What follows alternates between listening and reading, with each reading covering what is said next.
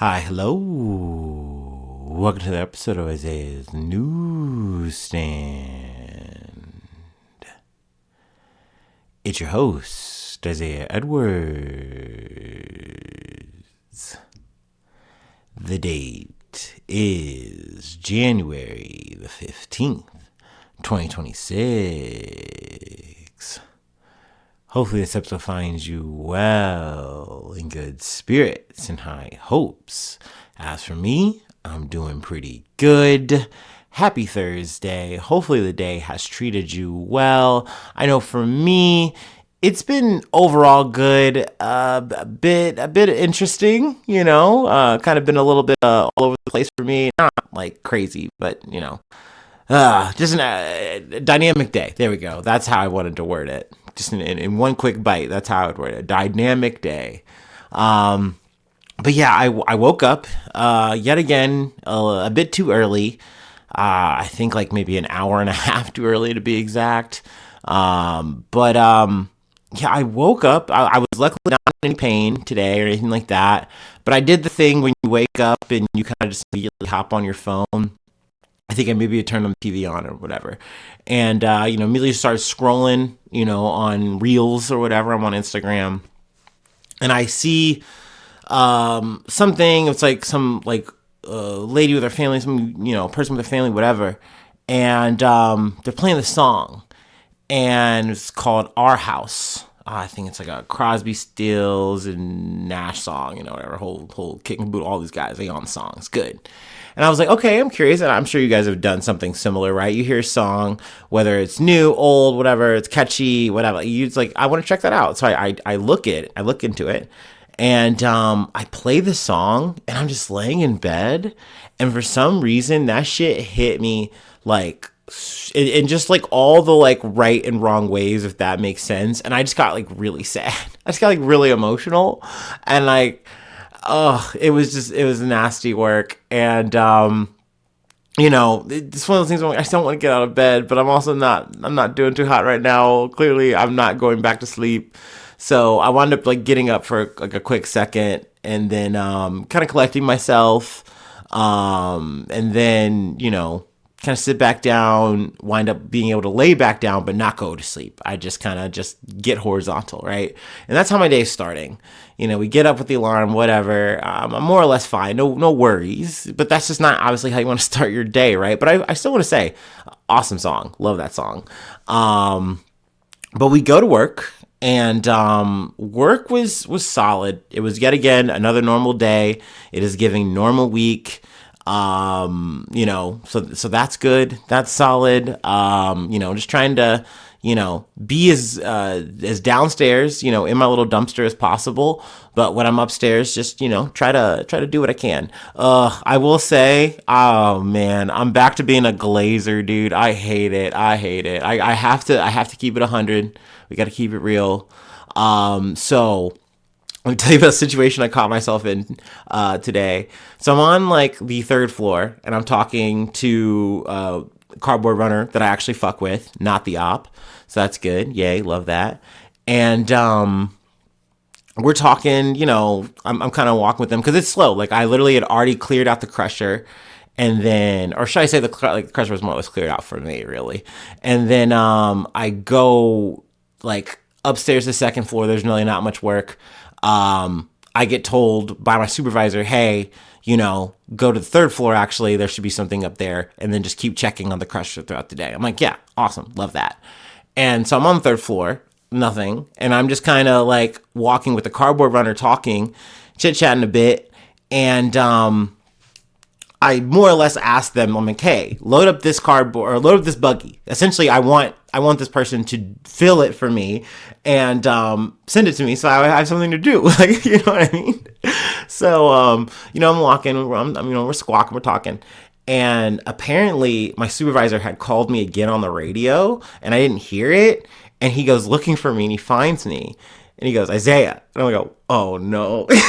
Like, I'm caught. Like, I'm in trouble again. And mind you, this is a thing that's happened before. I think I've ever mentioned it. And he's like, is your radio on? I'm like, yeah, radio's on. He's like, I was calling for you. And I was like, sorry. And, he goes, hey, there's a meeting you need to go to, like this whole meeting where we have to sit and watch a video. And I'm like, oh, okay. And as he comes up to me, I realize he has this hoodie on, and it's a brand that I recognize. And I was like, hey, that's a nice hoodie. And he goes, yeah, thank you. And I was just like, oh, dude, I feel like such a loser, dude. Just fucking caking that clown makeup on my face, dude. Honka. But hey, man, you gotta get your nose dirty. What can I say? I'm trying to make it in this motherfucker. But there was really no worries. You know, he just needed to find me to tell me that, and then proceeded to ask both of us if we wanted to leave early today. And I was like, nah, I'm okay. You know, I'll be holding down the fort. And he goes, well, you can leave early if you want. So I was like, all right, cool. Anyway, so we go through the rest of my day. We do have a meeting, which I don't even know if I've mentioned this meeting before, because I've had it several times now, or maybe at least the third time I've had the same exact meeting where we run the same video about harassment and diversity. And sometimes there's some additions, like in this situation, we had to talk about like cart safety, and then like equipment safety, also like fire extinguishers, you know, the whole pass, yada. Anyway, if you know, you know. But yeah, I've kind of done this before. So every time I do these, I kind of space out and just think of any and all of the times over the past year that I've said or done something that could have gotten me in an issue like this. More essentially just because I say some crazy shit. Like, you know, like I'll usually be talking to maintenance or whatever. I'm talking to somebody, and I just don't really, I'm not mindful about where I am, and that, like, you know, you're in a place with other people. Like there's like 1,000 people in this warehouse. And sometimes you say something and they go, what? Or, you know, you see someone look at you funny. It's like, oh, maybe I shouldn't have said that shit so loudly. And I think to myself, I'm like, man, I hope I never get landed at HR for some stupid shit like that.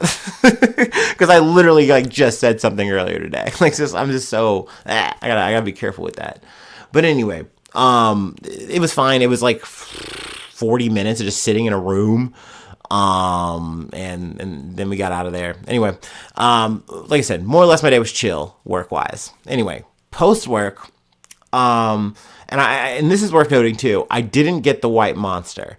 I looked at my finances. I'm buying too many of them motherfuckers. Okay. Long story short. Okay. We need to be a little bit more mindful. So I was like, all right, no white monster. Let's just go to the gym. Let's get it done.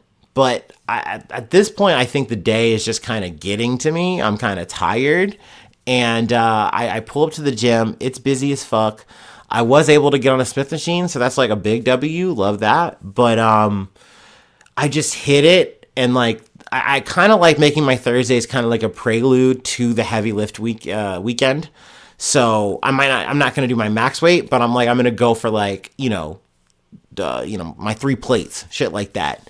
And I was able to make the shit move the way I wanted. I was able to get my deadlifts in, all that shit, and that was cool. But like I could just tell I didn't have it in me. I didn't have it in the tank. This was going to be a lazy lift day, and I hate that. I hate that shit. Like, it just sucks when you're just not breaking the sweat that you need to be breaking. I think I mentioned this recently. But, so, you look over, there's no free weight action. That's cooked for the day.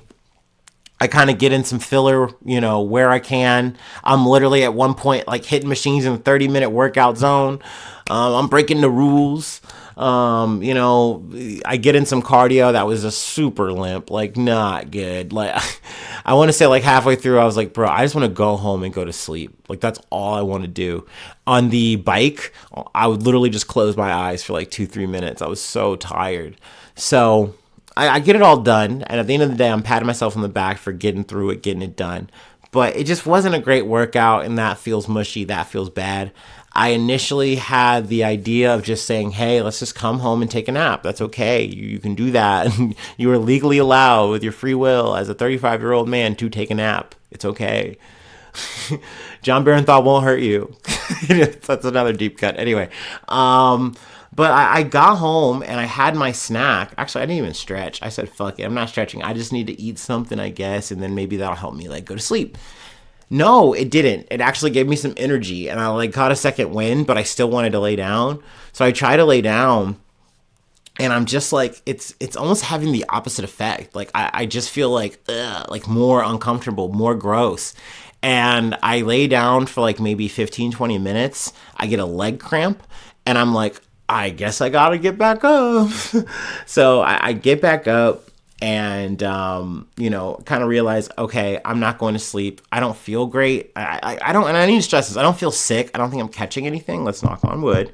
But I just feel off. I think I just need to get actual sleep, and that's really my big issue here.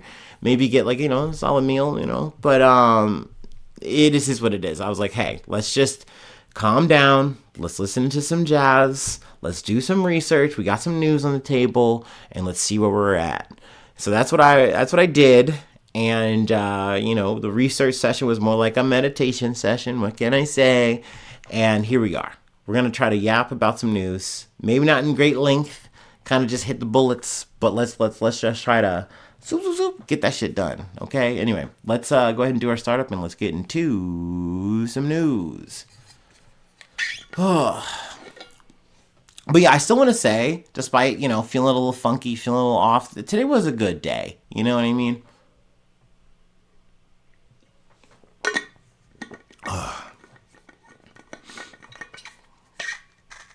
Oh, dude, I also want to mention this too. Towards the tail end of the day, I literally lost the race to get back to the crusher. Because like I said, there's a third man now. And like, I feel like the power dynamic essentially is, I like being in the crusher. I don't like going upstairs. The person who is like, who comes in on the second shift, they kind of prefer to be upstairs and just be amongst the people. They want to be where the people are. And I by all means, that makes sense. They're a little bit younger. Cool. Love that. I want to be with the dumpster.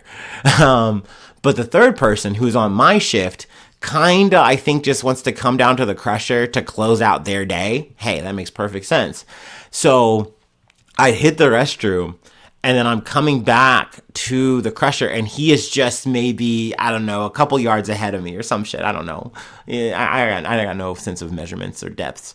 But he's too far away. He's too far ahead. He's gapping me. And I know I'm not going to make it. It's his today. And so he gets it.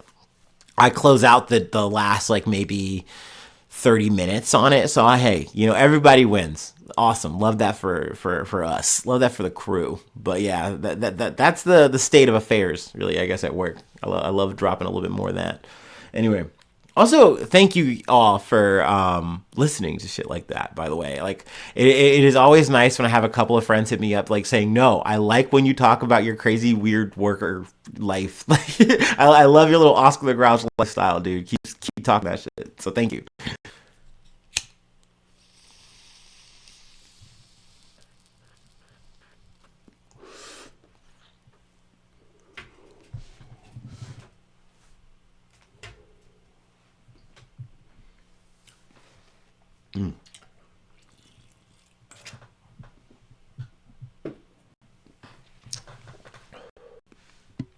Alrighty, Rune.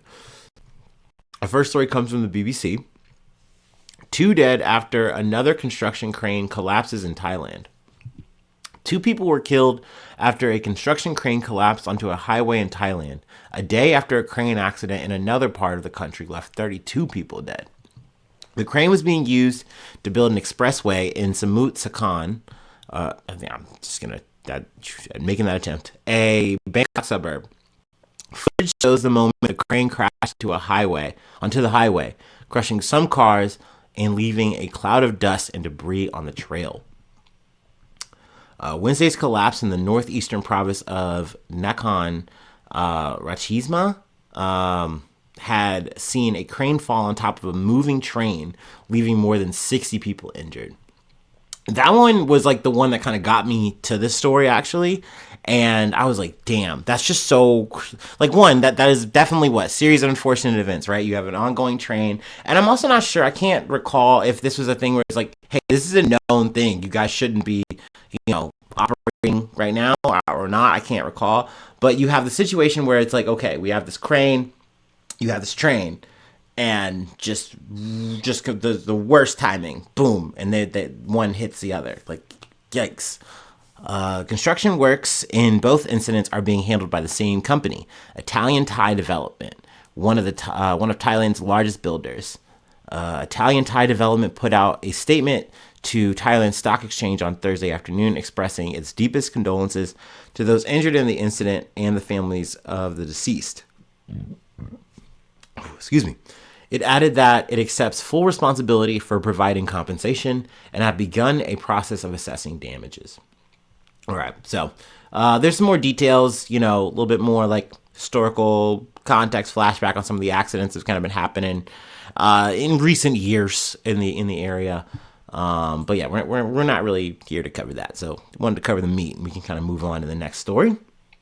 From ABC News. Clintons say Comer is lying with impunity about Epstein inquiry. Release written declarations. The Clintons on Wednesday doubled down on their vow to fight back as Representative James Comer and other congressional Republicans vowed to pursue contempt of Congress charges against the former president and former Secretary of State over their defiance of subpoenas in the panel's Epstein investigation. The statement from the Clintons comes a day after they released a scathing letter addressed to Comer saying that now is the time to fight for this country and blasted Comer's efforts as partisan politics. Dude, honestly, I do find this shit to be so fucking funny. I'm not going to lie to you. Because I think that they keep, every time this conversation comes up to the Clintons will be like, this isn't about us. This is like about Donald Trump. And then you go to Donald Trump, and Donald Trump just does the same kind of deflection shit to Bill Clinton, and vice versa, or insert like liberal guy here. And it's like, dog, don't you understand the public does not care that you guys are trying to do the Spider-Man meme? They all want you guys in the fucking gulag for the shit. There's pictures of all of you guys fucking chummy as fuck with this dude.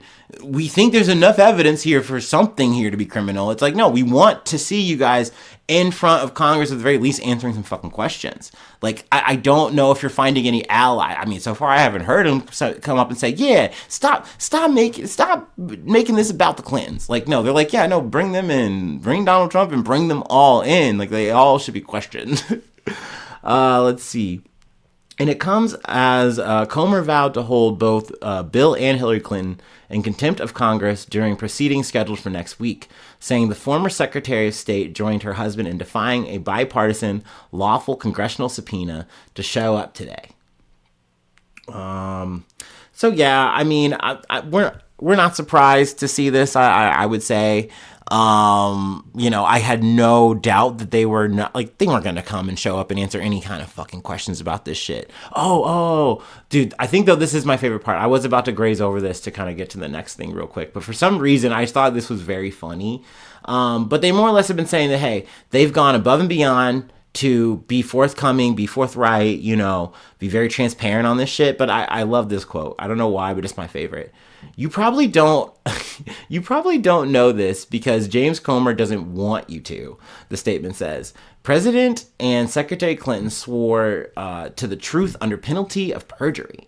James Comer hasn't told you that and has instead resorted to lying in every appearance he's made this week. So it's like, hey, you guys probably don't know this, but they've already sworn, like, under oath, like they're going to tell the truth. And guess what? They didn't know Jeffrey Epstein was diddling any girls. Okay? Asked, answered, drop mic. Like, no. Like, there's a picture with, like, fucking old Billy and fucking just laying in a hot tub. And I'm not saying this implicates anything in terms of the girls or anything like that.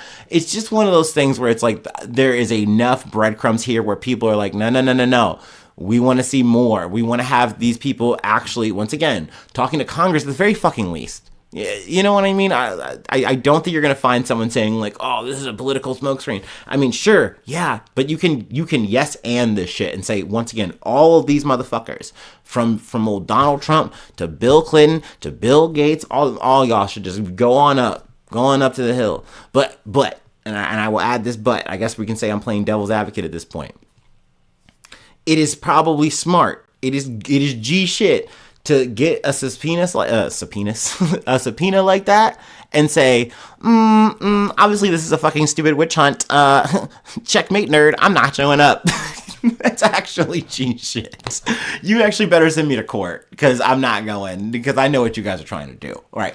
It is obvious. Like, you are going to get railroaded here. They're going to ask you a bunch of tough questions, and guess what? You're probably not going to have any good answers for them. That's unfortunate. So, yeah, I do get it from their camp why they aren't playing ball. But I just think it's very funny that they're like, they tried to like drop that little like, hey, buddy, I bet you didn't, James Comer didn't tell you that, huh? That we actually already said this shit. So we're going to go ahead and head on out.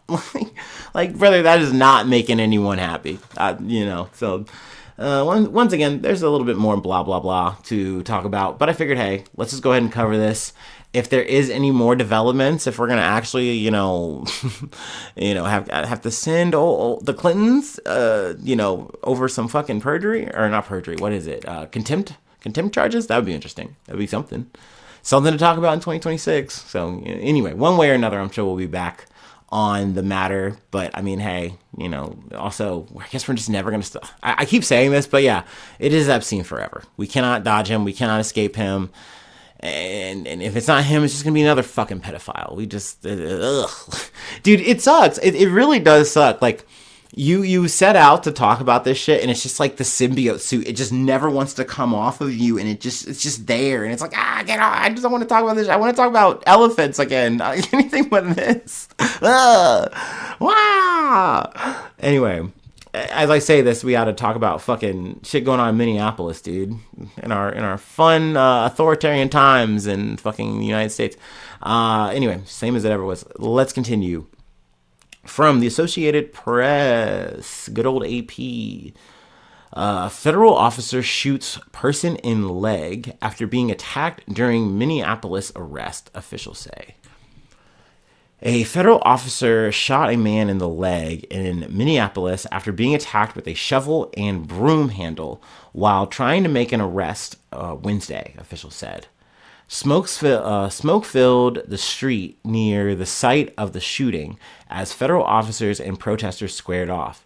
A group of officers wearing gas masks and helmets fired tear gas and grenades into a small crowd while protesters threw snowballs and chanted "Our streets." Dude, I fucking love it, dude. Like, they are literally hitting these motherfuckers with snowballs, and they are acting like, oh my god, we need to go nuclear here. And it is one of those things where it's like motherfuckers will make this comparison, and I think at first blush people go like, that's such a reach, like people are being so sweeping, it's being so dramatic for nothing. But it's like, no, dude, they're literally your dead bodies here, so you kind of can make these connections. But just saying, it's like, hey, it's a little bit more than ironic that you have people who were trained by the IDF one way or another, right? Like, we have so much connection in terms of just our law enforcement programs and things of that nature, and Israel and how they want to conduct their military operations on people with no guns and no ordnance or whatever. Very little to none. And it's like, yeah, we're just gonna fucking do that shit, and we're gonna teach you how to do it. And it's like, why do we do that? Like, we can do that shit here. And it's like, yeah, but it's just like a good solidarity thing. It's kind of like just good vibes. And I do think that that's a true thing. And I think that you bring this kind of energy over one way or another. There's a certain kind of transference or just kind of resonance between these fucking guys, and they just blue line up or something. I don't know. And you're just going to see this shit here. And of course, I mean, it's not new. It's not really surprising. Maybe to some, but yeah, it just sucks that it's like, hey, we got hit with snowballs. Well, that's raising our threat level. And it's like, brother, you're throwing fucking Call of Duty fucking shit at people, bro. Like, you're running fucking kill streaks on people, dude. So yeah, these guys got attacked with a shovel and a broom. I will say though, I do be watching some animes. I do have a shovel at work, and I have a wild imagination. So I get it. I could be a little scared by a shovel for sure. Broom handle too. You see the wrong SVU episode, for sure. But no, you shot a guy in the leg. Okay, another self-defense thing. Goddamn, they're weaponizing the broomstick. It's like dark Disney. Bro's afraid of like Kingdom Hearts ordinance, for real. There's more here. They do talk again about the Renee Nicole Good shooting, her death. They talk about how the guy, they did release the guy's name. I think it's Jonathan Ross or something like that. He says he got some kind of internal injuries, though we haven't seen reports, at least not to my knowledge as of yet.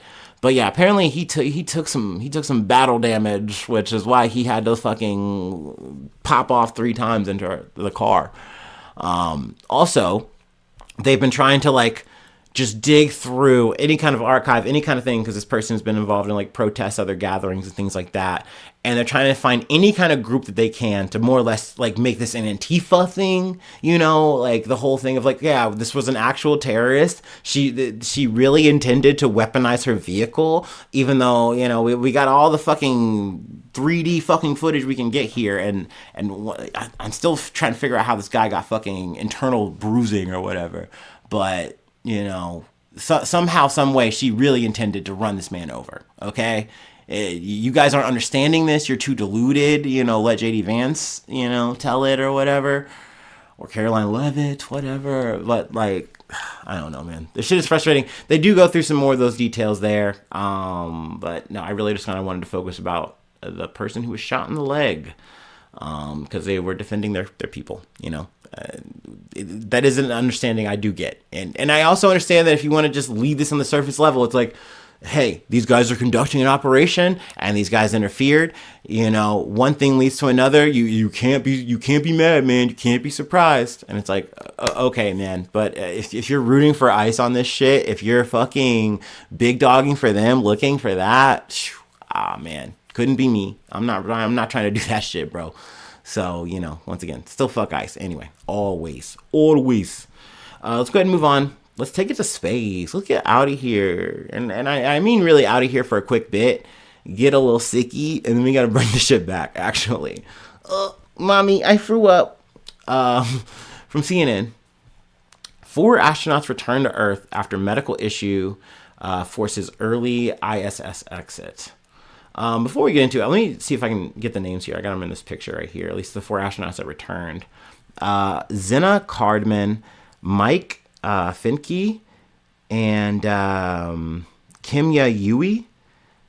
Let's see. And then there's there one more? And then Oleg Platonov. There you go. So I got the names there. But 4 astronauts aboard a SpaceX Crew Dragon capsule splashed down early Thursday in the Pacific Ocean, ending a week-long effort to get an unmanned crew member home to evaluate a medical issue. NASA was ready. The team responded quickly and professionally, as did the teams across the agency, working closely with our commercial partners, and executed a very safe return. NASA Administrator Jarek Eisenman said during a news conference Thursday morning. This is exactly why we train, and this is NASA at its finest.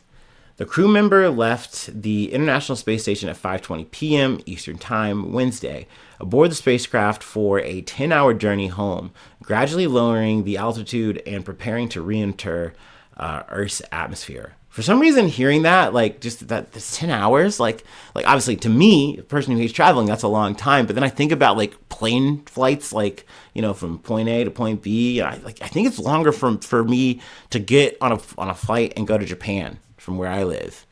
Like that's wild. I don't know. Anyway, the astronauts, part of a mission called Crew 11, landed just after 3:40 a.m. Eastern Time Thursday off the coast of San Diego and were greeted by the sight of a few dolphins swimming nearby. The crew then boarded a recovery ship that was able to haul their SpaceX capsule out of the ocean after splashdown. As is routine when astronauts return from long-duration stays on the ISS, gurneys were used to assist the crew with mobility as they readjust to life with gravity. All 4 crew members were seen smiling, waving, and offering thumbs up as they exited the spacecraft. And they go through all their routine checks. I feel like they're going through this to explain, hey, because we're all looking and we're all trying to note, like, so we know that someone got sick, right? Or there was some medical issue. There are means and ways to like take care of certain things, but apparently whatever this was, you couldn't do on the space station. If that's the case, the mission's kind of over. It's just, that's it. You don't want to do this. People train years, potentially their whole lives for missions like this. You don't just want to scrap it for nothing, right? But that being all said, between these 4 people, you really couldn't tell who was sick, at least not to my fucking knowledge, not to anyone in the media. So I'm curious if and when they're going to reveal what happened. Who got sick? What was the problem? But that being said, I'm glad that they were able to get home safely, and it seems like everything's going to be okay in that regard, so that's good. But let's see here. There are 3 people, though, who are remaining. Let's see if I can find it. Here we go. Yeah. The Crew 11 astronauts' premature departure leaves the football field-sized space station with 3 staff members. 2 Russian cosmonauts, Sergei Kud... sorry, I don't know. I don't know why I heard that name and got unlocked. Kud Surfkov and Sergei Mikheyev, as well as NASA astronaut Chris Williams, who traveled to the orbiting laboratory as part of a rideshare agreement with Russia. That's pretty cool. So yeah, it sucks for them though, because I think they're gonna have to do extra duty, and you're kind of stuck up there. Like, you don't have a bug out option. You gotta wait for the next people to come, and then that's all gotta get sorted out. We've kind of been here before, so that in that aspect, this podcast is not new. But yeah, I mean, definitely good that these guys were able, the guys and girls, were all able to get home, and that's good. But I'm curious. What can I say? I'm a bit curious. What happened up there? Who got a little sicky? And what was the sicky? Because they're pretty. I feel like emphatic that it wasn't an injury. So yeah, I don't know. Let's see here. Actually, I'm not sure. Sorry, I'm looking up something real quick.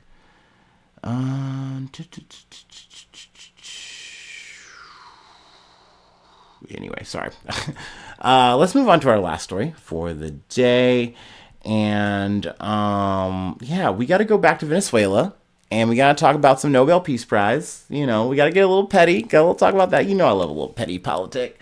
Anyway, let's go ahead and take our last break, and we'll close it out.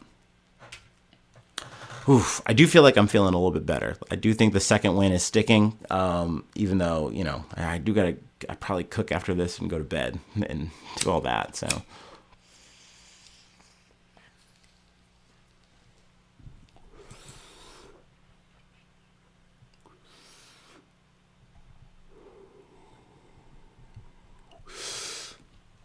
Ooh.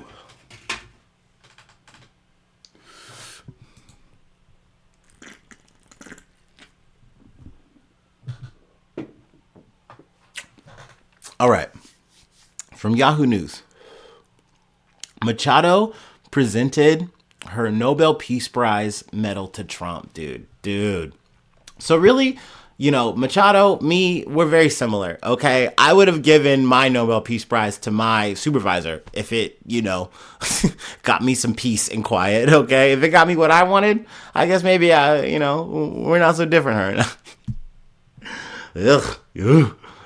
Speaking to the press after her White House meeting with President Trump on Thursday, Venezuelan opposition leader Maria Corina Machado said she had presented Trump with her 2025 Nobel Peace Prize medal as a recognition for her unique commitment with our freedom. Ooh, and I love this question.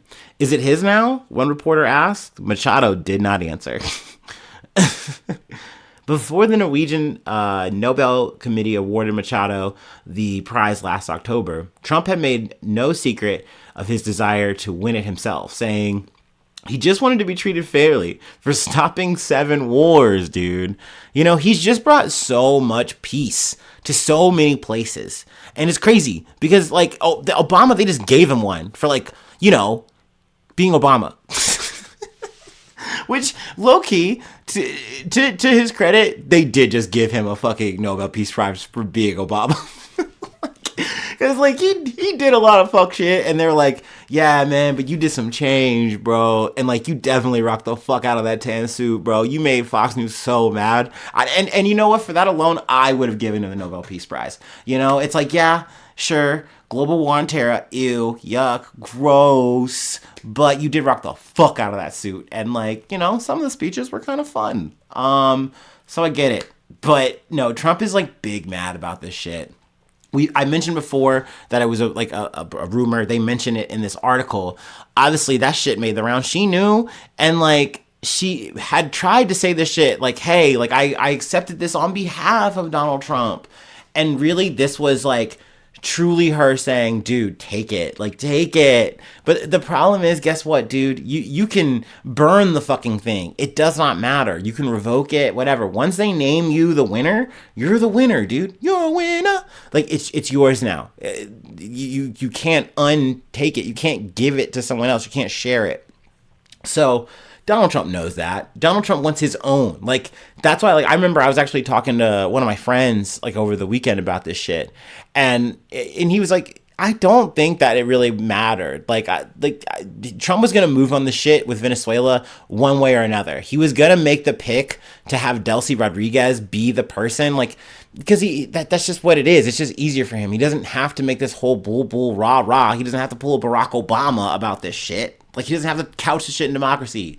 You know, he talked about fentanyl long enough. Jover, bro, move on. He knows this is about oil, okay? We're in Venezuela. It's about oil. I think, actually, speaking of that, I think we did make our first deal. That's a bit of side news that I was going to probably just get to. We're just going to just jam it in here. I think also 4 American prisoners were released as well. So, you know, things are moving, things are developing, and here I am focusing on this Nobel Peace Prize bullshit. But it's just so funny to me, dude. Like, she came all the way over here. Girl, aren't you supposed to be in Venezuela, like, fighting the good fight? And she's like, no. I'm like a Simon Bolivar. I'm like, okay, dude. Yeah, you're just like him for real. Or she said she was like Lafayette. Here, I'll just read her fucking shit. On Thursday, Machado framed her decision as a symbolic gesture in keeping with Revolutionary War General Marquis de Lafayette. Sorry. Giving a medal with George Washington's face on it to Venezuelan military officer and statesman Simón Bolívar 200 years ago. It's the same thing, dude. It's bar for bar, dude. You're just like fucking Lafayette, dude. Please bomb my country. Thank you. Sorry, I know I shouldn't do the accent. It's problematic. This whole podcast is problematic. What the fuck, man? Oh my god, dude. It's just a joke, though, man.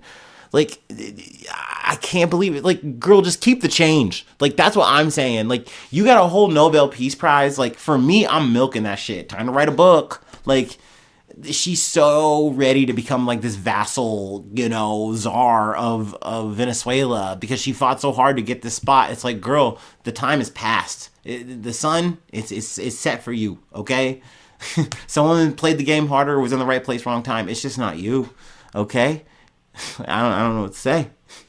Anyway, that's really all I wanted to talk about. I actually got to cram in some other Venezuelan news, so I feel good about that. I feel solid. Thumbs up. Hopefully you're saying thumbs up as I close this out. Maybe you're saying thumbs down. Maybe you're saying boo, this sucks. But if that's the case and you made it this far, well, still thanks. Thank you. I guess I'm doing that. I'm haunted by memes and reels. They live in my mind matrix. Anyway, thanks so much. I gotta shill, right? Patreon.com/Isaiah News. Become a newsie today. Feel free to follow me or the podcast on any of the socials. Subscribe to the YouTube.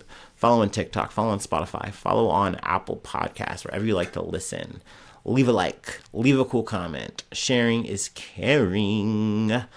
Let's see. What else is there? 5 stars on Spotify. 5 stars on Apple Podcast. If you don't do any of that, though, it's okay. I really just appreciate you hanging out.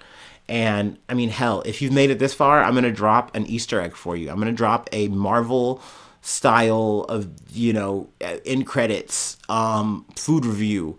So, you know how I told you those peanut butter jelly time M&Ms that they were edible? Half of them are. The peanut butter ones are. I don't get down with that jelly. I was not ready for the jelly. I thought I was, and I just threw them out. So, update, just bad buy. Don't do it. I mean, I feel like I said enough that they weren't that good. I was very, being tactful. But yeah, no, I just didn't even want them. So, bleh. Anyway, there you go. A little bit of extra if you decided to hang out this long, and now you got a little bit more food news or snack time with your boy. But yes, thanks so much for tuning in. Thanks so much for being a friend, and hopefully I see you soon for some more good news. I love ya. Bye bye. Mwah.